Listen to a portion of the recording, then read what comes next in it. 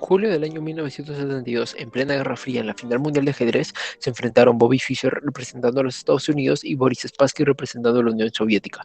El socialismo y el capitalismo enfrentándose en una de sus tantas batallas simbólicas. Para conocer un poco a los protagonistas de uno de los más importantes del siglo XX, primero veamos a Bobby Fischer.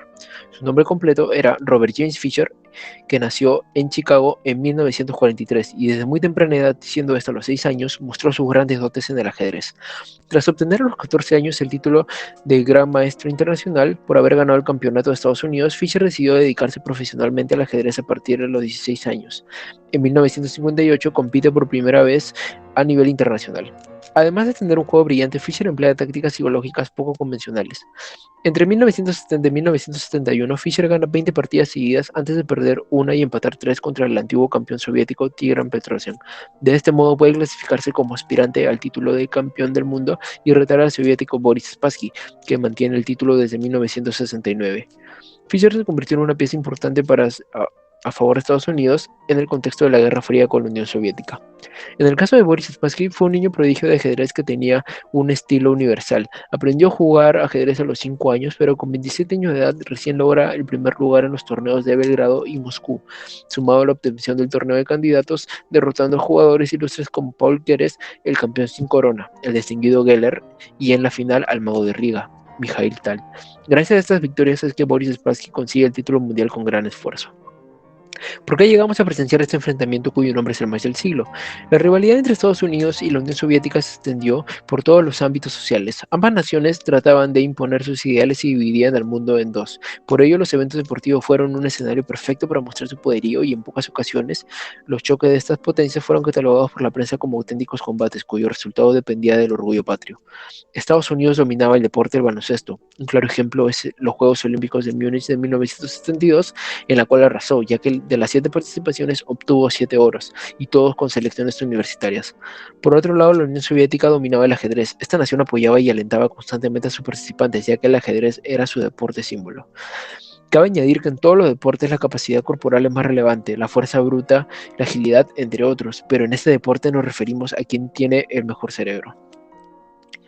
El Teatro Nacional de Islandia fue el escenario elegido para el match en donde se jugarían las 24 partidas. Cada triunfo sumaría un punto y el empate otorgaría medio punto. El primero a llegar a los 12,5 puntos sería el ganador, pero si el resultado final fuera un empate de 12-12, el campeón defensor retendría el título.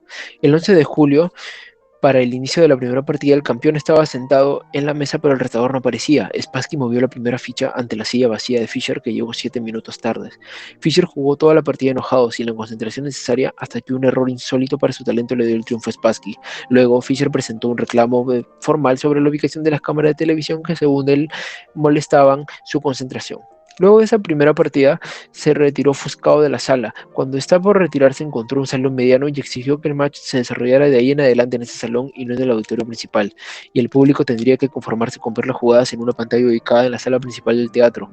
Los organizadores se negaron inmediatamente. Ante esta respuesta, Fischer no se presentó a la segunda partida y se la dieron por perdida. Con el match 2-0 y Fischer exigiendo cosas difíciles de aceptar, parecía que esto ya no iba a continuar. El árbitro del partido trató de arreglar las cosas, habló con Spassky para que el match del siglo no terminara en un completo fiasco, pese a que este no tuvo la culpa de nada. Spassky, en contra de sus asesores, aceptó jugar la tercera partida con los términos que le había propuesto Fischer. Estos nuevos caprichos de Fischer le dieron un gran estímulo que le permitió ganar la tercera partida y pasó a dominar completamente la batalla psicológica entre ambos.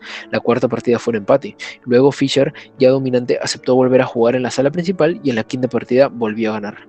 La sexta partida pasó a la historia por el impresionante nivel de juego que demostró Fischer, quien la calificó como la mejor partida del match. Al terminar esta partida, Spassky se levantó y empezó a aplaudir a Fischer en medio de la ovación del público. Con un marcador de 12,5 a 8,5, la diferencia era casi remontable. Es así como, resignado por haber complacido a Fischer, Spassky reconoció su derrota y abandonó el match, que no llegó a las 24 partidas originalmente establecidas. Spassky fue recibido con recelo por el público y las autoridades de su país. En cambio, Fischer fue recibido por una multitud a su regreso a Estados Unidos, pues no solo obtuvo el título de campeón mundial de ajedrez, sino que Estados Unidos había ganado una batalla en la Guerra Fría.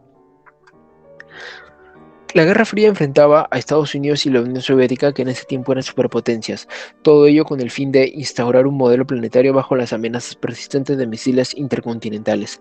En el año 72, en el mes de julio, los países mencionados encontraron un motivo suficiente para descargar tanta tensión contenida.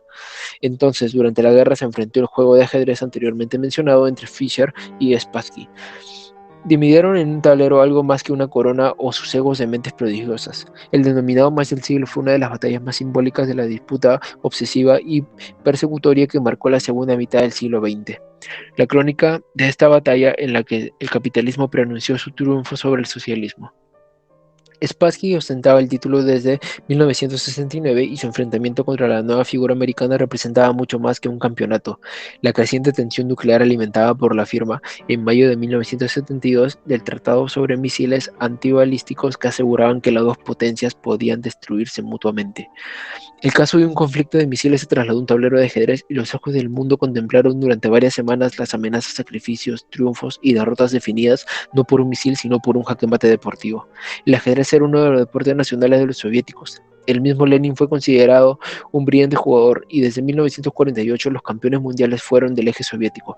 La Unión Soviética dominó y apostó como política de Estado el ajedrez como una manera de reforzar su posición en el mundo. Los jugadores eran profesionales con sueldo.